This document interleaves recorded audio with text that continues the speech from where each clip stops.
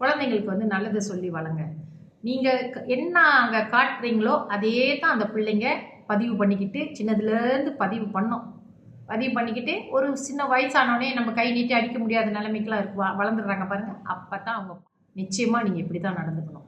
ஏன்னா ஒரு தாயை ஒரு மகனோ அல்லது மகளோ அவமரியாதை பேசும்பொழுது அதனுடைய பாவங்கள் ரொம்ப பெருசுங்க. நீங்கள் எவ்வளோ பக்தியாக இருந்தாலும், எவ்வளோ சாமி கும்பிட்டு, எவ்வளோ பூஜை பண்ணாலும் அதன் பலன் உங்களுக்கு கிடைக்கவே கிடைக்காது. அது உண்மை. சரிங்களா? இந்த விஷயத்தை ஏன் நான் ரொம்ப ஆதங்கமாக தெரிவிக்கிறேன்னா, நிறைய கேசஸ் இப்போ இந்த மாதிரி தான் வருது. பிள்ளைங்களால் மன வருத்தம், தாய் தந்தையர். அது ஒரு 20 வயசு ஆனோடனே ரொம்ப பிரச்சனையாக இருக்குது.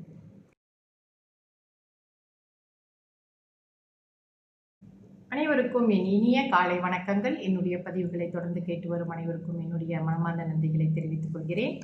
இன்றைய பஞ்சாங்கம் பார்ப்போம். இன்றைய தேதி 9ஆம் தேதி 9ஆம் மாதம் 2025 செவ்வாய்க்கிழமை, தமிழ் மாதம் ஆவணி.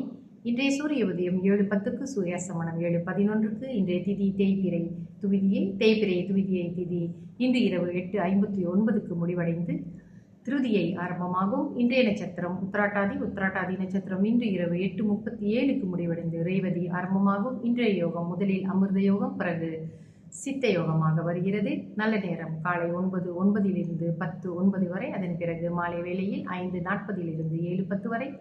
ராகு கால நேரம் மாலை 4:10 5:40 வரை. யமகண்ட நேரம் காலை 10:09 11:39 வரை. கூலிகன் மதியம் 1:10 2:40 வரை. சந்திராஷ்டம ராசி சிம்ம ராசி அன்பர்களுக்கு இன்று சந்திராஷ்டமம்.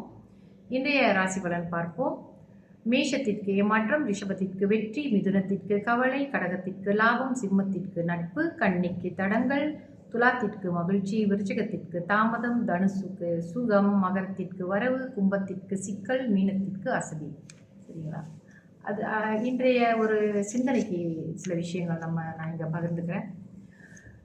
நம்ம வீட்டில் பொதுவாகவே கணவன் மனைவி வந்து இருக்கும்பொழுது ஏதாவது ஒரு பிரச்சனைனா இந்த கணவன்மார்கள் வந்து மனைவியை வந்து குழந்தைகள் முன்னால் ரொம்ப அவமரியாதையாக பேசுகிறது, அவங்கள மதிக்காமல் நடந்துக்கிற விதம் வந்து என்ன ஆகுதுன்னா காலப்போக்கில் இது நிறைய நான் பார்த்துட்டு வரேன். என்கிட்ட ஜோதிடம் வரவங்க கூட இதை பற்றி நிறையா பேசியிருக்காங்க. என்னோடய பையன், என்னோடய பொம்பளை பிள்ளை என்னை மதிக்க மாட்டுறாங்க, என் பிள்ளைங்க என்னை மதிக்க மாட்டுறாங்க அப்படின்ட்டு. இதுக்கு என்ன காரணம் அப்படின்னு சொன்னாக்கா, வீட்டில் இருக்கிற அந்த தகப்பன்மார்கள், அதாவது கணவர்கள் இருக்காங்க இல்லையா, அந்த மனைவிக்கு மரியாதை கொடுக்க கற்றுக்குங்க. அந்த வீட்டில் அந்த கணவர் கொடுக்குற மரியாதையை இந்த பிள்ளைங்கள்லாம் பார்க்கும்.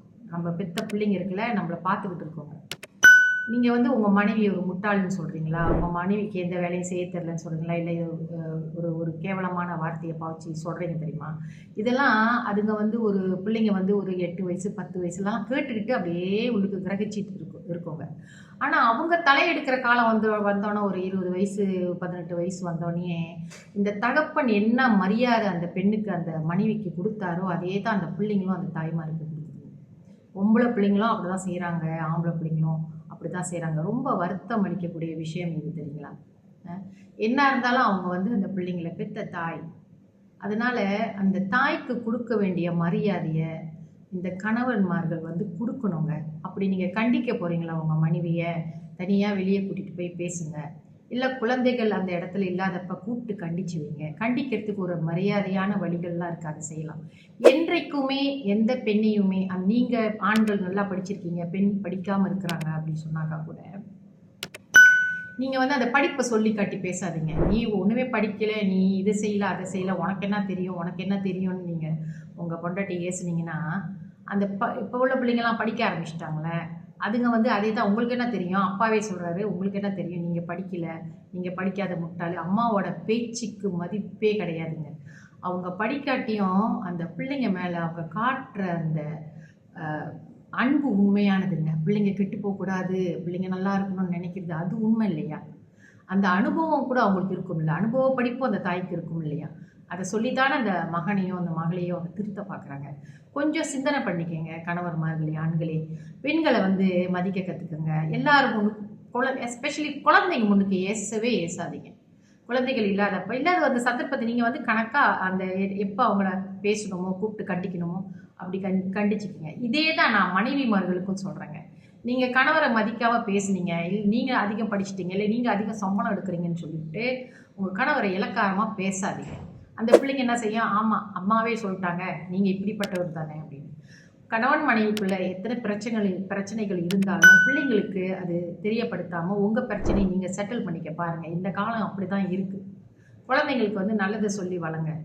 நீங்கள் என்ன அங்கே காட்டுறீங்களோ அதே தான் அந்த பிள்ளைங்க பதிவு பண்ணிக்கிட்டு சின்னதுலேருந்து பதிவு பண்ணிக்கிட்டு ஒரு சின்ன வயசானோடனே நம்ம கை நீட்டி அடிக்க முடியாத நிலைமைக்கெல்லாம் வளர்ந்துடுறாங்க பாருங்கள். அப்போ தான் அவங்க பாடம் திருப்பி நம்மளுக்கு வரும். அவங்க நம்மளுக்கு கற்றுக் கொடுக்க ஆரம்பிச்சிருவாங்க. இதனோட காரணம் யார்? அந்த வீட்டில் இருக்க தாய் தகப்பன் அந்த குழந்தைங்களுக்கு சரியான விஷயத்தை சொல்லிக் கொடுக்கல. தயவு செய்து பிள்ளைங்க முன்னுக்கு, பிள்ளைக்கு 1 வயசாக இருந்தாலும் சரி, 6 மாத குழந்தையாக இருந்தாலும் சரி, அந்த தந்தையோ அல்லது தாயோ அவர்கள் முன்னுக்கு தவறான வார்த்தைகளை பேசி ஒருத்தர் அவமரியாதை பண்ணி பேசி நடந்துக்காதீங்க. எல்லாரும் மனசில் இது பதிவு பண்ணிக்கோங்க. பிள்ளைங்க பெருசானோன்னு நீங்கள் நிம்மதியாக இருக்கணும்னு நினச்சா நிச்சயமாக நீங்கள் இப்படி தான் நடந்துக்கணும். ஏன்னா ஒரு தாயை ஒரு மகனோ அல்லது மகளோ அவமரியாதை பேசும்பொழுது அதனுடைய பாவங்கள் ரொம்ப பெருசுங்க. நீங்கள் எவ்வளோ பக்தியாக இருந்தாலும், எவ்வளோ சாமி கும்பிட்டு, எவ்வளோ பூஜை பண்ணாலும் அதன் பலன் உங்களுக்கு கிடைக்கவே கிடைக்காது. அது உண்மை. சரிங்களா? இந்த விஷயத்தை ஏன் நான் ரொம்ப ஆதங்கமாக தெரிவிக்கிறேன்னா, நிறைய கேசஸ் இப்போ இந்த மாதிரி தான் வருது. பிள்ளைங்களால் மன வருத்தம் தாய் தந்தையர். அது ஒரு 20 வயசு ஆனோடனே ரொம்ப பிரச்சனையாக இருக்குது. கேட்க மாட்டாங்க, நம்பிக்கை இல்லை தாய் தந்தை மேலே. அப்போ நம்ம தானங்க பிள்ளைங்களுக்கு நம்பிக்கை வர மாதிரி வளர்க்கணும். ஸோ இதை கொஞ்சம் கருத்தில் எடுத்துக்கோங்க. நல்ல குழந்தைகளை வளங்க, நிம்மதியாக வாடுறதுக்கு கற்றுக்கோங்க வயசான காலத்தில். சரிங்களா? நன்றி, வணக்கம்.